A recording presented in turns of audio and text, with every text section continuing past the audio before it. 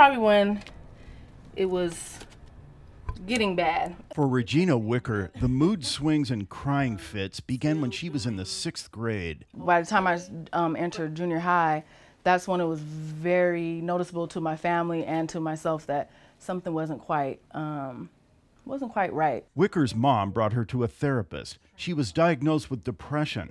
Wicker hated being labeled. I wanted to be normal. You know, I was a kid, so to be 13 and be told you're different, and depression that word didn't make sense to me. As time went on, it became more and more difficult for Wicker to go to school. She just couldn't take it. I just wanted to be at home. I wanted to have the blinds drawn and just sleep. Wicker took a variety of different medications. Not one of them was a good fit. She didn't like the side effects. The depression and anxiety continued. When she was in her 20s, Wicker had a troubled marriage. After her divorce, her life continued to unravel. A few years later, she hit rock bottom. I remember getting in my car and driving up to Oceanside and just ready to end it all. The CDC estimates 1 out of 4 Americans has a mental health issue. What's more, mental illness is the #1 cause of disability in the United States. If you look at me, you wouldn't know my story and how much I've suffered and that I wanted to take my life and that I've been in jail and that you would not know all those things. I'm not going to share my story tonight, but they are. On a recent weekday evening, Michelle McDonald introduces Wicker and Deva Libson to a class of future therapists at Brandman University. The two women will share their stories of dealing with severe mental illness. They'll talk about their struggles and what helped get them into recovery.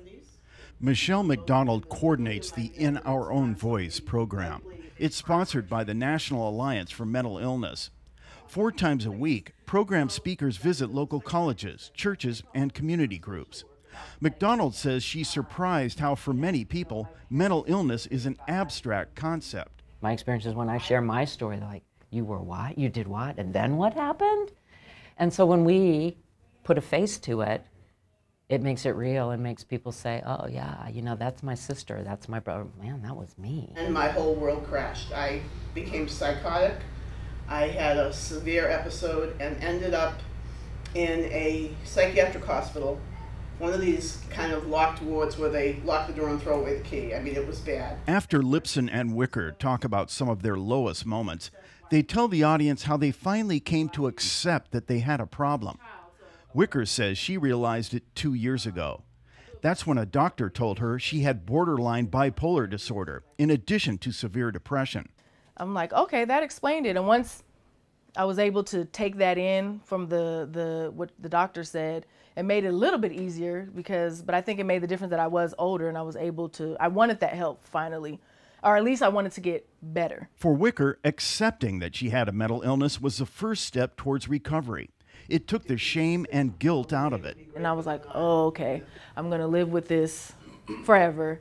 It's not something that, oh, I feel better and I just go on, and I wish it was that way, but it's not. Wicker gets a lot of emotional support from her sister, who she lives with.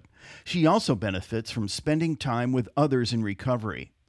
Therapy student Jessica Bradley says listening to the speakers helped reinforce the idea that recovery doesn't happen overnight. It's a lifelong discovery and process, and I loved hearing that, what their journey was along those lines, and I think it was really helpful to know what helped them, and as I said before, what really kind of made a difference for them to want to just have hope and keep going in their lives. Wicker says when she shares her story, people frequently tell her that she doesn't look like somebody who has a mental illness. I have this big smile, and I stand tall, and so people automatically cannot believe it. So I'm hoping by being a face of not what people I think is the normal, maybe the homeless guy, they're seeing me, they'll think, oh, okay, well maybe it's, I don't want to say not as bad, but maybe it's not what I thought. Kenny Goldberg, KPBS News.